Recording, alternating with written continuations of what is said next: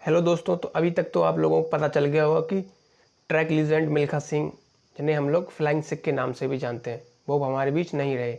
उनका 91 ईयर पे देहांत हो गया। तो उनके बारे में हम लोग देखेंगे पूरी बायोग्राफी। और अभी जो एक्सपायर हुए हैं उन्हें कोविड पॉजिटिव था कुछ दिन पहले, लास्ट मंथ उन्हें कोविड हो गया था। उसके बाद से ठीक थे वो, और चंडीगढ़ में होम आइसोलेशन पे ही थे। उसके बाद से कल उनका रात में 11 बजे डेथ हो गई है। अभी कुछ दिन पहले 13 जून को उनकी वाइफ भी एक्सपायर हो गई हैं, जिनका नाम निर्मल मिल्खा सिंह था। उनको भी कोविड हो गया था। उसके बाद से अब इनके बीच इनकी वाइफ अभी 13 जून को हुई एक्सपायर। उसके बाद से 85 इनकी एज थी। और अब इनके बीच केवल इनका एक लड़का जी मिल्खा सिंह बचा है, जो कि एक रिनाउंड गोल्फर प्लेयर है। और 3 डॉटर हैं इनकी, 3 डॉटर हैं। तो हम लोग पहले देखते हैं इनके मिल्खा सिंह के बारे में पूरी प्रोफाइल। तो ये आपको दिख रहा है फ़ोटो इनका, ये चंडीगढ़ का गोल्फ क्लब का फ़ोटो है 2012 का। उसके बाद से इनका निकनेम इनको फ्लाइंग सिख कहते हैं। अब आपको पता होना चाहिए कि इनको फ्लाइंग सिख मतलब क्यों कहते थे। फ्लाइंग सिख ऐसा हुआ था एक बार कि पाकिस्तान के अंदर एक रेस हुई थी, उनमें इनको इनवाइट किया गया था। तो पर ये वहाँ जाना नहीं चाहते थे, क्योंकि जो इनका जन्म हुआ था वो पाकिस्तान के अंदर ही हुआ था। गोविंदपुर पंजाब में इनका जन्म हुआ था, यहाँ पे लिखा हुआ भी है। तो गोविंदपुर में इनका जन्म हुआ था 20 नवंबर 1929 को। तब ब्रिटिश इंडिया में मतलब शासन करता था। उस टाइम इंडिया और पाकिस्तान अलग नहीं हुआ था। तो जब पार्टीशन हुआ तो ये लोग, इनके घर वाले मतलब गोविंदपुर पंजाब में रहने लगे थे। उधर साइड मिला, डिवीज़न हुआ जब बंटवारा हुआ इंडिया और पाकिस्तान का। उसके बाद से उनके सामने ही वहाँ मतलब पाकिस्तानियों ने इनके घर वालों की, पेरेंट्स की डेथ कर दी थी, और इनकी आंखों के सामने ये किया था। उसके बाद से ये वहाँ से भाग आए। फिर ये इंडिया में रहने लगे, दिल्ली आके। तो इनको एक बार इनवाइट किया गया पाकिस्तान के अंदर, पर ये जाना नहीं चाहते थे, क्योंकि इनकी जो पुरानी यादें थी, मतलब पेरेंट्स की हत्या कर दी गई, वो इन्हें याद आती बार बार। पर ये फिर भी चले गए। फिर तो वहाँ रेस हुई शुरू। उसमें जो उस टाइम प्रेसिडेंट था पाकिस्तान का, वो था अयूब खान। उन्होंने इनसे कहा था, आज तुम दौड़े नहीं हो बल्कि उड़े हो। तब से इनका नाम फ्लाइंग सिख के नाम से जाने लगा। तो ये इनको फ्लाइंग सिख इसलिए कहते थे। उसके बाद से इनका सिटीजनशिप इंडियन है। बॉर्न हुए थे 20 नवंबर 1929 गोविंदपुर पंजाब में, जो इस टाइम पंजाब के अंदर है। और 18 जून 2021 91 की ईयर में कल ही एक्सपायर हो गए। उसके बाद ये रिटायर्ड आर्मी, इंडियन आर्मी में थे, ऑनररी कैप्टन थे ये, तो ये भी पता होना चाहिए।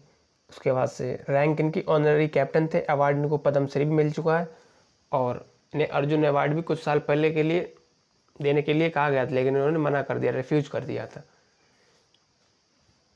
तो ये हो जाएगा। और इनका स्पोर्ट है ट्रैक एंड फील्ड, और इवेंट ये स्प्रिंटिंग करते हैं।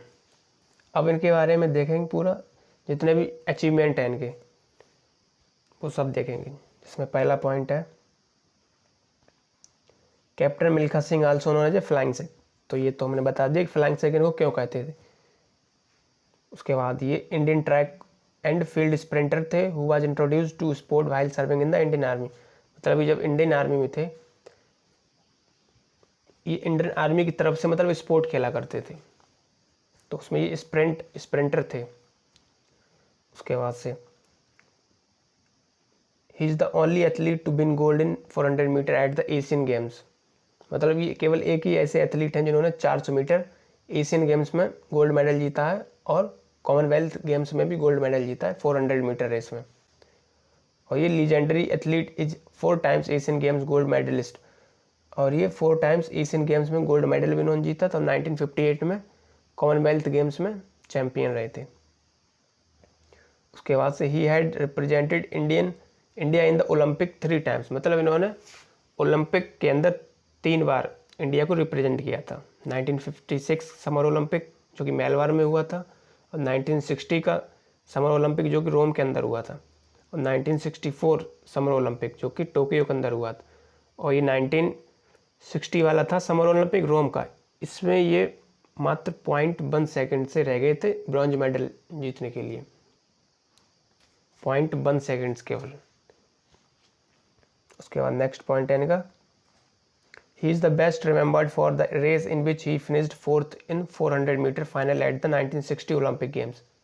तो ये भी बताया 1960 का रोम के अंदर हुआ था, इसमें इनकी सबसे अच्छी रेस ये मानी जाती है। 40 साल में सबसे अच्छी रेस यही मानी गई थी इनकी, क्योंकि इनमें ये ब्रॉन्ज मेडल जीतने से मात्र 0.1 सेकंड पीछे रह गए थे।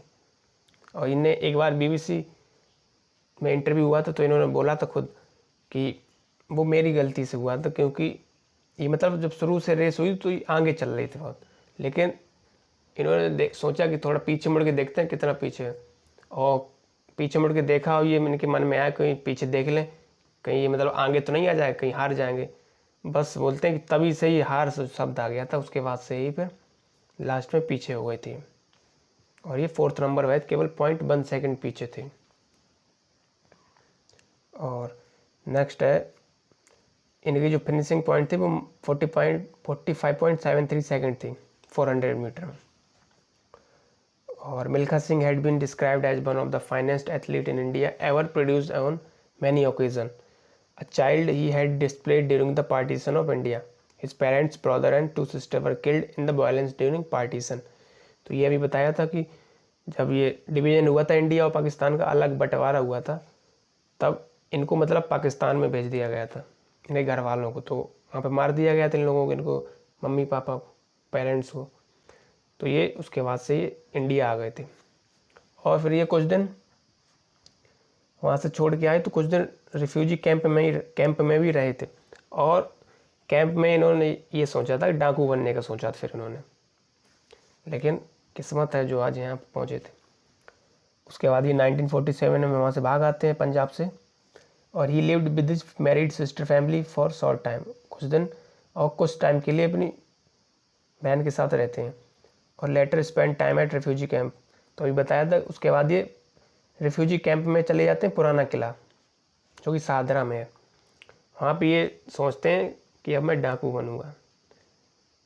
उसके बाद से ये फिर उसके बाद क्या होता है, फिर इनका एक भाई होता है, भाई जो कि इंडियन आर्मी में होता है, वो इनको मतलब चौथी बार में इनका एंट्रेंस होता है, चौथी बार में सेलेक्ट होते हैं आर्मी के अंदर as a soldier, technical branch से ये सेलेक्ट होते हैं एज ए सोल्जर 1951 में। और इलेक्ट्रिकल मैकेनिकल इंजीनियरिंग सेंटर इनको मिलता है एथलेटिक्स के अंदर, और आर्मी के अंदर ये स्पेशल ट्रेनिंग एथलीट के लिए करते हैं, मतलब फिर इनको मतलब इनकी रेस अच्छी होती है शुरू से ही, तो इनको आर्मी के अंदर स्पोर्ट से इनको मतलब खिलाया जाता है रेस के लिए, तो ये कई बार जीतते हैं।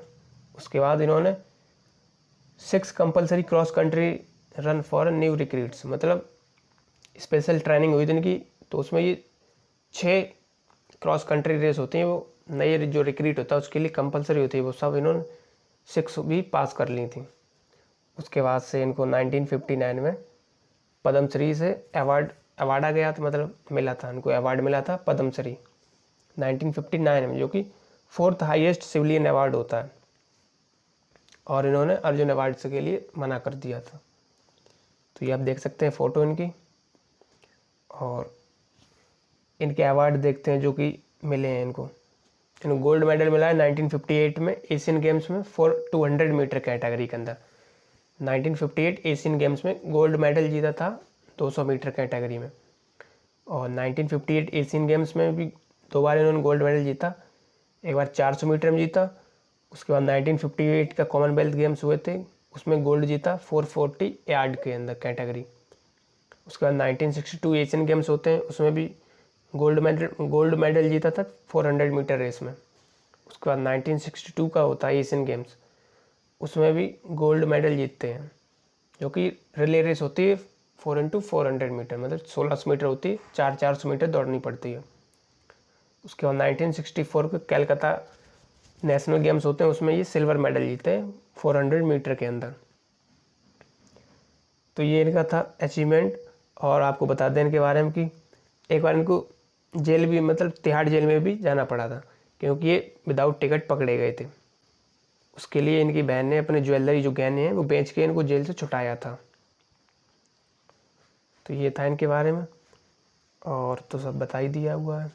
और इनकी जब ये, मतलब जब ये सोल्जर से भर्ती हुए थे आर्मी के अंदर, तब इनकी सैलरी थी केवल 39 रुपीज़ पर मंथ। और इनकी मूवी भी कुछ दिन पहले, मतलब 2-3 साल पहले आई थी, भाग मिल्खा भाग, जो कि इसमें एक्टर था फरहान अख्तर ने इनका रोल प्ले किया था। और इनकी जो वाइफ थी निर्मल कौर, वो इंडियन वॉलीबॉल टीम की पूर्व कप्तान भी रह चुकी थी, उनकी वो भी अभी 13 जून को एक्सपायर हो गई हैं। तो ये चीज़ है इनके बारे में, पता होना चाहिए आप लोगों को। बाकी तो सब बता ही दिया है इसमें। और ये इस टाइम मतलब रैंक इनकी थी ऑनररी कैप्टन से ही रिटायर हुए थे, और उसके बाद इनको पद्म श्री अवार्ड भी मिला। तो ये हो जाएगा, इनकी वाइफ निर्मल कौर हो जाएंगी, जो कि अभी 13 जून को एक्सपायर हुई हैं। तो ये हो जाएगा हम लोगों का मिल्खा सिंह के ऊपर जी। बाकी हम लोग नेक्स्ट वीडियो में देखेंगे किसी और टॉपिक पे। Thank you.